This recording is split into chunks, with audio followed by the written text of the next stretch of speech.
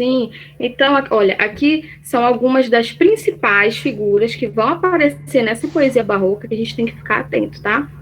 A metáfora, né? Que é uma figura de linguagem que compara elementos diferentes e estabelece uma relação entre eles. Olha aqui o exemplo ao lado.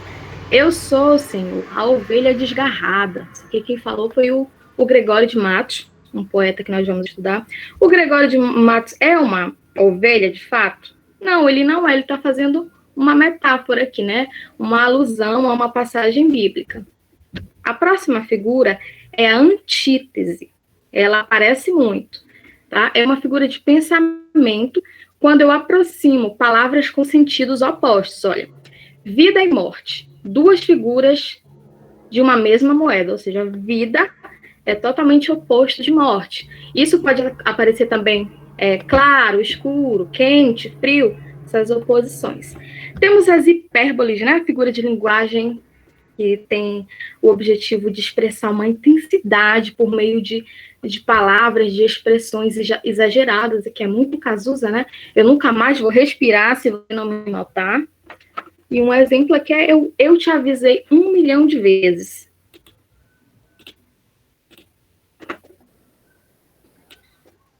Se vocês pararem de ver a projeção, vocês avisem, tá bom? Então, o contexto histórico desse barroco, né? Vamos falar um pouquinho da história nesse momento. Estava acontecendo a reforma e a contra-reforma. Vocês já estudaram história, né? Reforma e contra-reforma? Alguém sabe, alguém lembra o que foi essa reforma protestante? Ah, o áudio. Eu vi agora. Meu áudio não está pegando?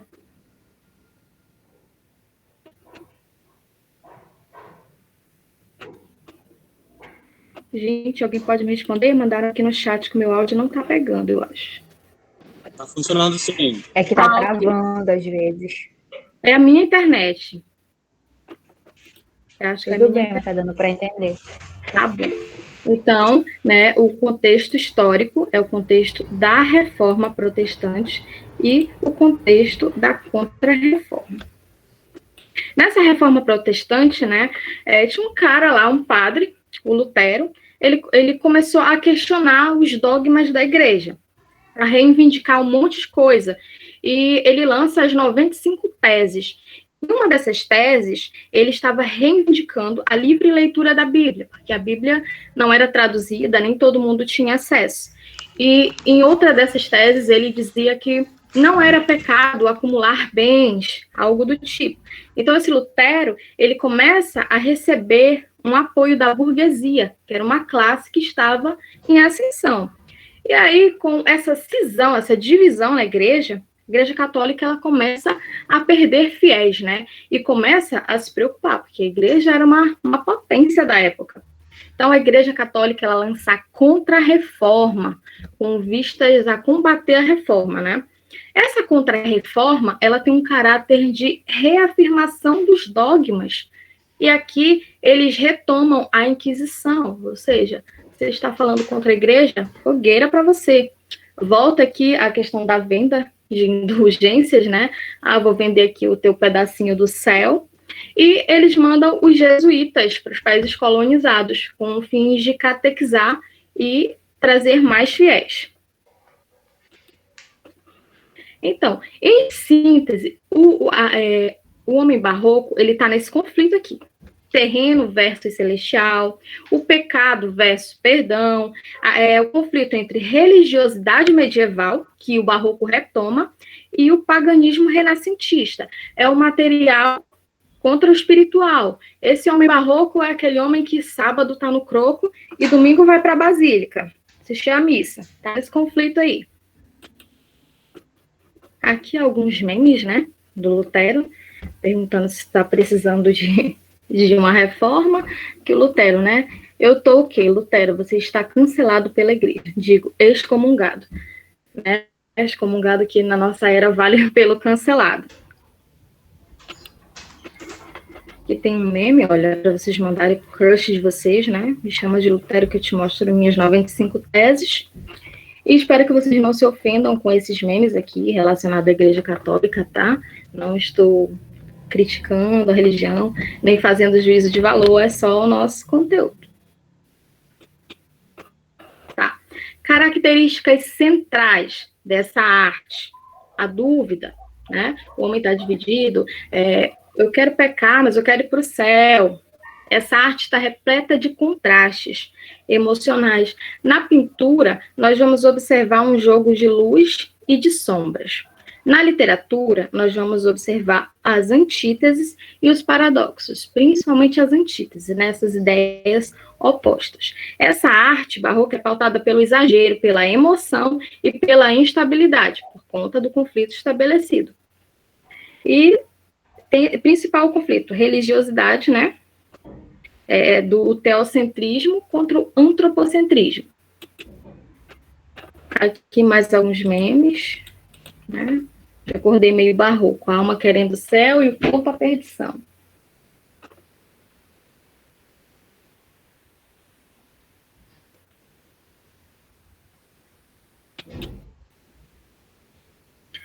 O barroco na arte. Olha só, aqui nós temos um pintor muito famoso da época, o Caravaggio, e vocês podem perceber que nessas imagens as telas têm um fundo mais escuro e a luz está incendida aqui sobre o corpo de Cristo. Ou seja, aqui, né, mesmo na pintura, a gente percebe esse jogo de claro e escuro, que a luz ela está direto aqui sobre a figura religiosa, que representa a santidade, a pureza. E nessa outra obra também, do Rubens, a gente percebe um fundo mais escuro e a luz aqui sobre os anjinhos, sobre a figura religiosa. O barroco também se estendeu na parte da música, né? Tem um compositor, Vivaldi, muito famoso, acho que vocês já devem conhecer essa composição aqui. Eu vou colocar para vocês me digam se está dando para ouvir. Ele tem uma composição chamada Quatro Estações, e essa aqui é a parte da primavera, bem conhecida, acho que vocês já ouviram.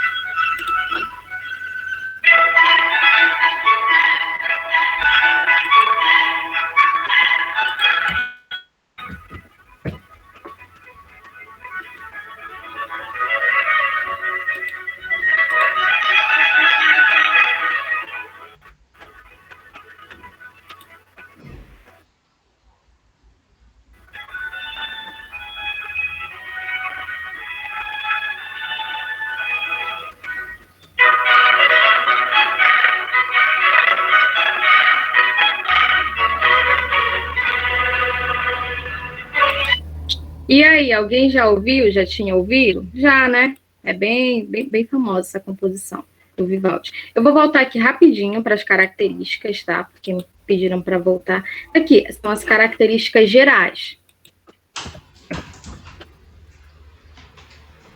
Dúvida, contrastes, arte pautada pela instabilidade e arte marcada pela religiosidade, pelo teocentrismo. Deus no centro de tudo. Agora, eu trouxe um pouquinho aqui do barroco. Professora? Na arquitetura. Como eu disse, oi? Você vai mandar esse slide no grupo do WhatsApp? Vou sim, vou disponibilizar o slide, tá bom? Ah, tá, ok, obrigada. Olha, o barroco, né, como todo estilo de época, ele respinga em todas as artes e com a arquitetura não é diferente. Aqui em Belém, nós temos algumas igrejas com arquitetura barroca, influenciada. Temos a Igreja Nossa Senhora das Mercês, essa aqui fica lá no comércio. Quando vocês forem por lá, deem uma passadinha lá, é interessante observar. E temos a Igreja Nossa Senhora do Rosário dos Homens Pretos.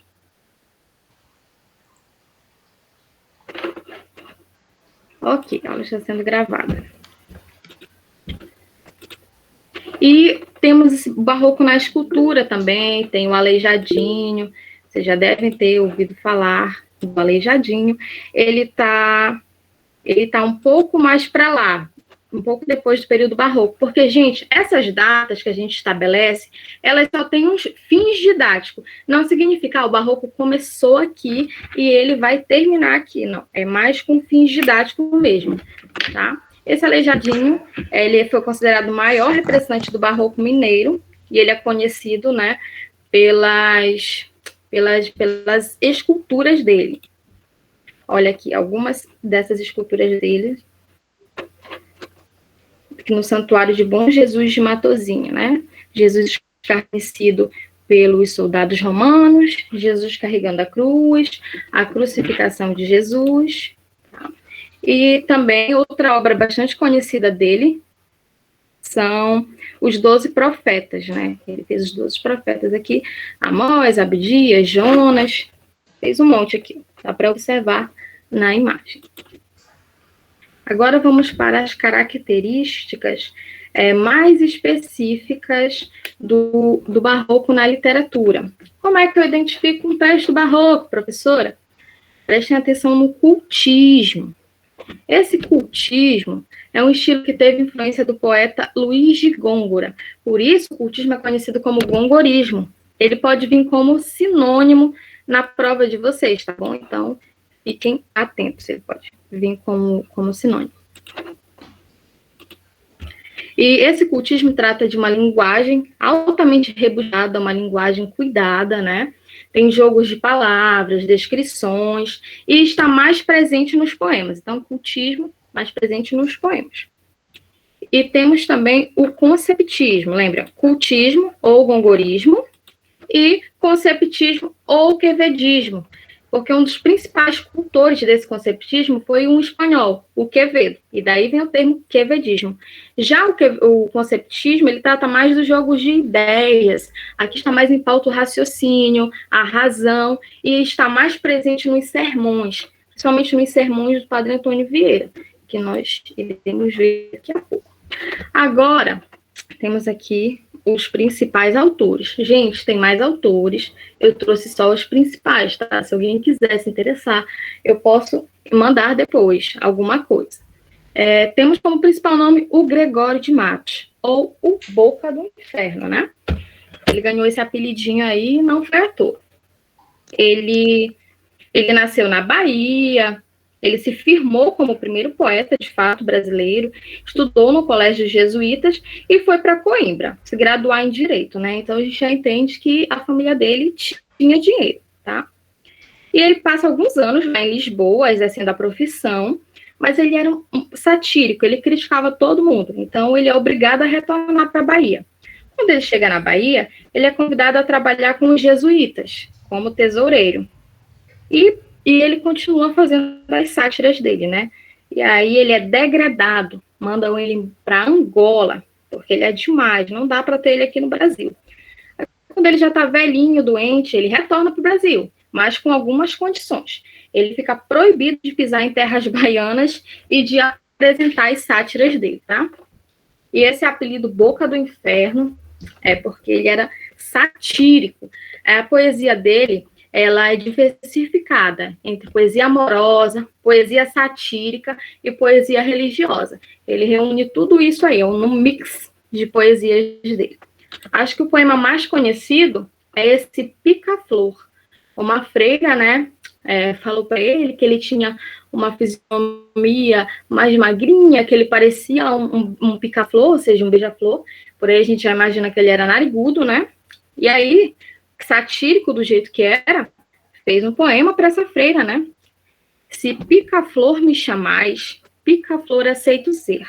Mas me resta agora saber se no nome que me dás, metei a flor que guardais no passarinho melhor. Olha, nem vou terminar, vocês já percebem aí, gravíssimo, né? Isso que ele escreveu para a freira. Tadinha. E aí ele tem a poesia amorosa também. Esse aqui, ó. Pondera agora com mais atenção a formosura de Dona Ângela, tá?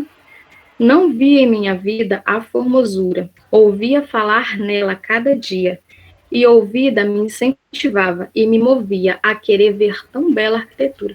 Você já percebe que a linguagem dele é rebuscada, né? Uma linguagem cuidada, ele fala de sentimentos mais de uma forma mais culta, usa uma linguagem mais culta, tá? E a gente vai descendo aqui no poema, né?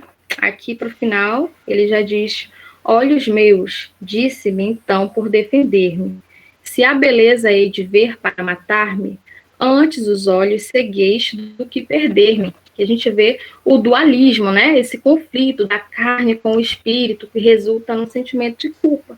Aqui ele está dizendo, poxa, se esses olhos vão fazer eu me perder, né? Olhe para essa mulher e desejo, eu prefiro ficar cego do que para o inferno.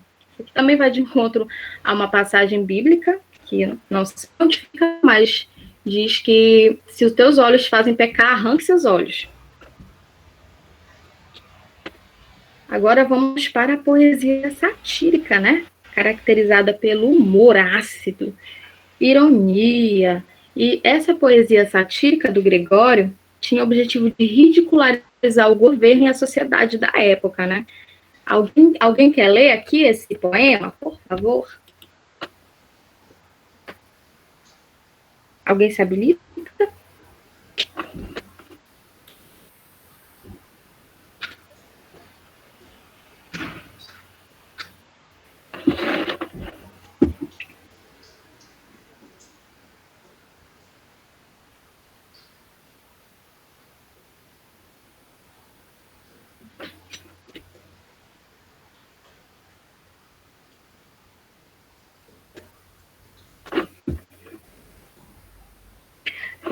Responder a pergunta aqui do chat, né? Tomás de Aquino era barroco? Não, ele estava mais lá para o período da Idade Média. Ele não é caracterizado como um poeta barroco. Tá, vamos lá, né? Descreve o que era naquele tempo a cidade da Bahia. A cada canto, um grande conselheiro, que nos quer governar a cabana e vinha. Não sabem governar nem sua cozinha e podem governar o mundo inteiro. Em cada porta, bem frequente olheiro, que a vida do vizinho e da vizinha pesquisa, escuta, espreita e esquadrinha, para levar a praça e ao terreiro. Muitos mulatos desavergonhados, trazidos sobre os pés os homens nobres, posta nas palmas toda a picárdia, estupendas usuras nos mercados. Todos os que não furtam, muito pobres. Eis aqui a cidade da Bahia. Está criticando aqui, né, o governo e a sociedade da época. Ele já está dizendo que as pessoas da Bahia dessa época, as pessoas que não furtam, elas são muito pobres, porque só tem dinheiro quem é corrupto. Muito diferente do Brasil atual, né, galera? Só que não. Poesia religiosa. Agora vamos ver essa face religiosa do Gregório, né? Ele escrevia esses poemas religiosos. Era quase um pedido.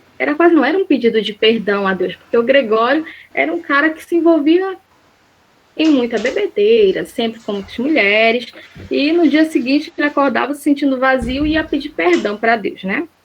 A Jesus Cristo, nosso Senhor.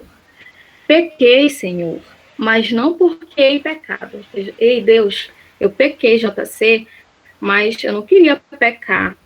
Da vossa alta clemência me despido, porque quanto mais tenho delinquido, vos tenho a perdoar mais empenhado. Que vocês percebem que é uma linguagem mais difícil, mais culta, mas ele está falando basicamente, ei, Senhor, quanto mais eu tenho pecado, mais tu estás disposto e empenhado em me perdoar, porque tu és a figura divina, tá?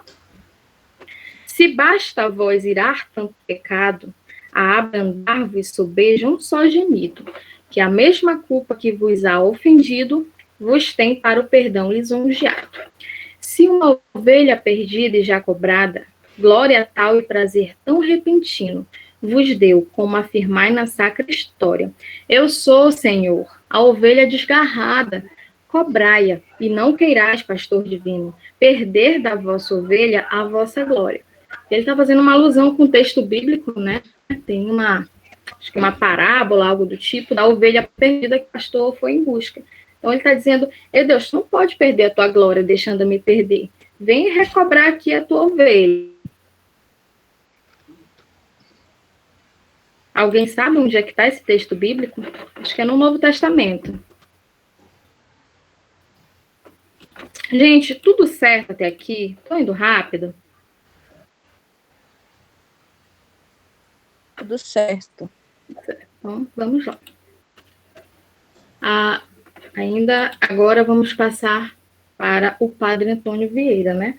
Que o Gregório, ele é um grande nome da poesia. Escrevia em versos.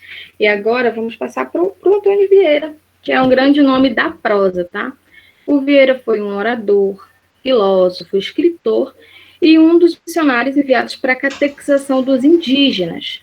Catequização entendida como conversão dos indígenas, né, ao catolicismo no Brasil, do século XVII. Além disso, ele foi um defensor dos indígenas, se posicionando contra a escravidão e a Inquisição. Prof, então ele era contra a escravidão, todo tipo de escravidão? Não.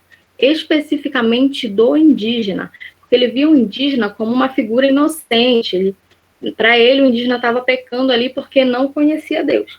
Então, ele era contra a escravidão dos indígenas, tá? E se posicionava contra a Inquisição, uma medida cruel e arbitrária da Igreja Católica.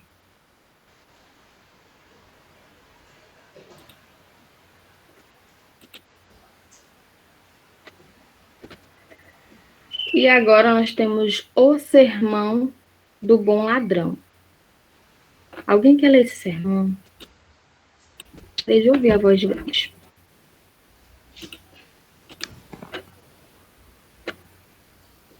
Ninguém sabe? Eu vou ler, professora. Obrigada.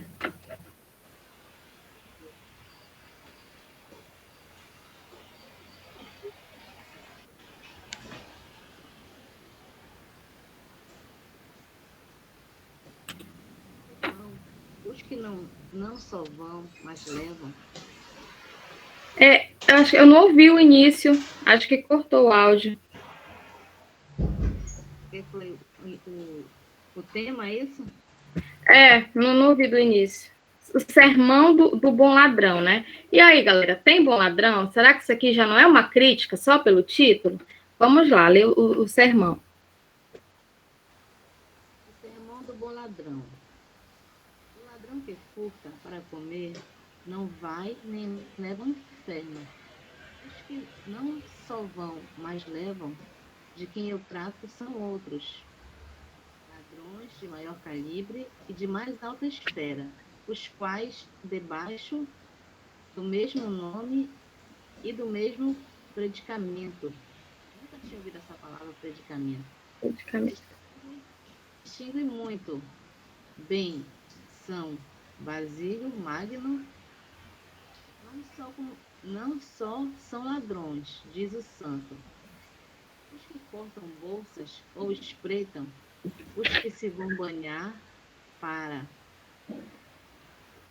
escolher a roupa, ladrões que mais própria e dignidade merecem, estes títulos são aqueles a quem os reis encomendam os exércitos e legiões ou governos das províncias ou a administração das cidades, os quais já com mancha, já com força, roubam as cidades. Outros furtam debaixo do seu risco. Estes sem temor nem perigo, os outros se furtam, são enforcados, estes furtam e enforcam. Padre Antônio Vieira. Isso, muito obrigada, tá? Olha só, olha a baita crítica aqui. Vamos começar pelo título. Sermão do Bom Ladrão. Será que existe bom ladrão, né? O padre está falando basicamente que o ladrão que rouba, que furta para comer, ele não vai para o inferno e nem leva ninguém para o inferno. E os que vão para o inferno são os ladrões de maior calibre, aqueles que estão governando, aqueles que têm discernimento e deixam as pessoas passarem necessidade, entendeu? Os que causam essas desigualdades. E aí, mais embaixo, ele fala, né, que esses ladrões de maior calibre, os que roubam para comer, por exemplo, se eles furtam, eles são enforcados. Mas os ladrões de maior calibre, né, os governantes, eles furtam e enforcam, porque além de serem corruptos, eles punem os outros que estão, né, à margem lá da sociedade. Então, o Antônio Vieira, ele é conhecido por ser um cara bem crítico também. Inclusive, ele tem um outro sermão, que é o Sermão da Sexagésima, que ele critica, inclusive, outros padres, tá bom? Aqui, um meme, né? Aquele momento em que a minha mãe incorpora o padre Antônio Vieira, ou seja, ela mete o sermão.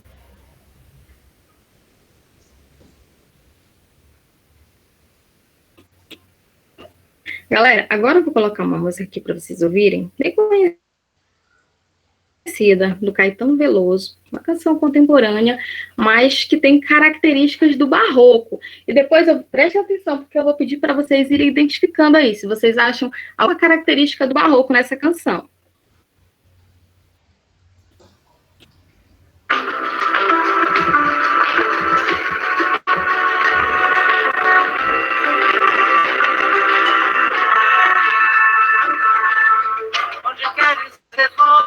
Sou coqueiro, e onde queres dinheiro, sou paixão. Onde queres descanso, sou desejo. E onde sou só desejo, queres não. E onde não queres nada, nada falta. E onde voas bem alta, eu sou do chão. E onde pisas no chão, minha alma salta. E ganha liberdade, não. Onde queres família, sou maluco. E onde queres romântico, burguês. Onde queres leblon, sou pernambuco. E onde queres eunuco, garanhão. Onde queres ursinho, não, talvez. E onde vês eu não vislumbro razão. Onde queres o lobo, eu sou limão. E onde queres cowboy, eu sou chinês. Ah, bruta flor do querer. Ah, bruta flor. Onde queres o ar, eu sou o espírito. E onde queres ternura, eu sou tesão. Onde queres o livre, decassílabo. E onde buscas o anjo, sou mulher. Onde queres prazer, sou o que dói. Onde queres tortura, mansidão. Onde queres um lar, revolução. E onde queres bandido, sou o herói. Eu queria querer te amar o amor, construir-nos dulcíssima prisão, encontrar a mais justa adequação, tudo métrica e rima e nunca dor, mas a vida é real e de fiel, se desarme esse lado, amor calou, eu te quero e não queres como sou, não te quero e não queres como é. Ah, bruta flor do querer. Ah, bruta flor. Onde queres comício, livre-vídeo. Onde queres romance, rock and roll. Onde queres a lua, eu sou o sol. E onde a pura natura, o inseticídio. Onde queres mistério, eu sou a luz. E onde queres um canto, o mundo inteiro. Onde queres quaresma, preterido.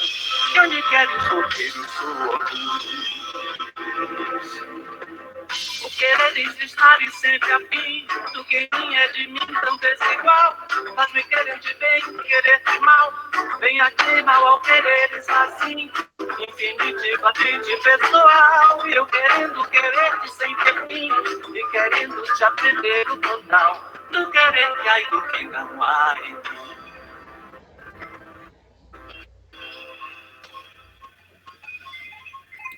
E aí, galera? Vocês conseguem identificar algum elemento aí que lembra o barroco nessa canção? Sim ou não? e o quê? Não me deixem falando só. Pode falar aí. O que vocês acham? Pode mandar no chat. Eu acho que nesses refrãos que ele fala, tipo assim, comparando. Né, nessas partes que ele está fazendo essas oposições. Onde você quer tal coisa, eu sou outra coisa, que é totalmente o oposto. E isso lembra a gente as figuras de linguagem. Qual é a mesma figura de linguagem que trata dessa questão do oposto? Desculpa. Bora lá, gente, qual é a figura de linguagem? Sinônimo. São as antíteses. Antônimo? Antítese, né? Antíteses. São as antíteses. Isso. Um antônimo que é o contrário, são as antíteses. Obrigada, são as antíteses. Bem presente aí na canção. Agora, vamos fazer uma questãozinha aqui. 3 minutos aí para vocês, é bem fácil. Eu vou tomar uma água aqui. 3 minutos. Estão vendo a questão? Tá. Sim.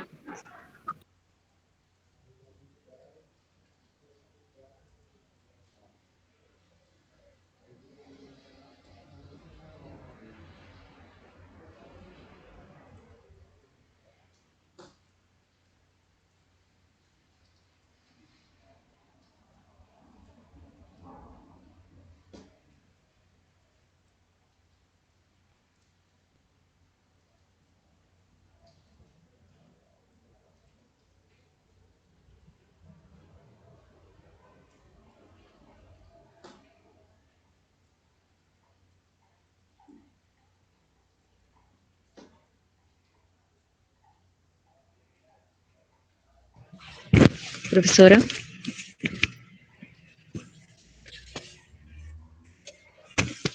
Foi. Saiu do slide. Saiu aqui também. Tá. Deixa eu colocar novamente.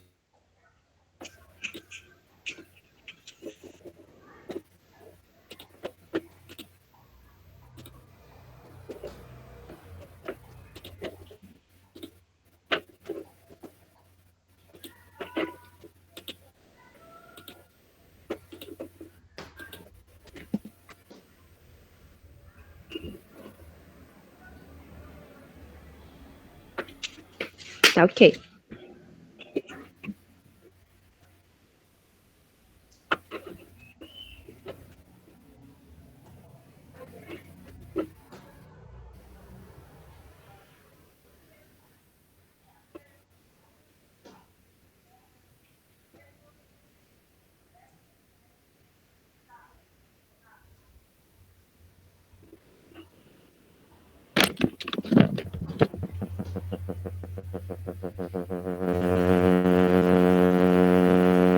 Quando vocês terminarem, vocês podem mandar a resposta aí no chat, tá bom? A letrinha.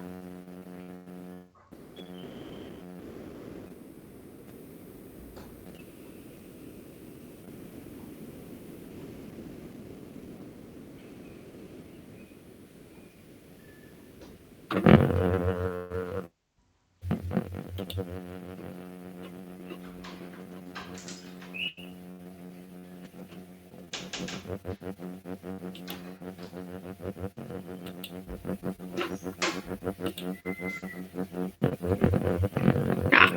Acho que já resolveram, né? Então, vamos lá. E qual é a questão? É uma questão da PUC, né? O que falta nesta cidade? Verdade. O que mais possui desonra? Honra. Falta mais se lhe ponha, que se lhe ponha? Vergonha. O demo a viver se exponha. Por mais que a fama exalta, numa cidade onde falta verdade, honra e vergonha. Ele está falando de uma cidade aí. Que cidade é que o Gregório está falando? Ele critica. Ele está falando da Bahia, né? Ele critica bastante a Bahia. Então, pode-se reconhecer nos o caráter de jogo verbal próprio do estilo barroco, a serviço de uma crítica em tom de sátira, do perfil moral da cidade da Bahia. Então, vocês acertaram, essa é a alternativa correta, né? Uma sátira à cidade da Bahia. Mas vamos analisar as outras. B. Caráter de jogo verbal, próprio da poesia religiosa do século XVI. Não está falando de poesia religiosa, já descarta. C. Estilo pedagógico da poesia neoclássica. Também não. Caráter de jogo verbal, próprio do estilo barroco, a serviço da expressão lírica, do arrependimento do poeta. Não. Essa aqui só seria correta se estivesse tratando de um poema sacro, um poema religioso. E não é. E aí, galera, deu para entender um pouquinho aí do barroco? Dê esse feedback aí. Tem alguma Sim. dúvida? Tá. Vocês já receberam os materiais no Classroom? Porque eu estou sem acesso, mas eu mandei. Professor, pode parar de gravar, já encerrei aqui, vou só conversar aqui com eles. Vocês receberam? Gente, não se assustem, tá? Com a quantidade de material.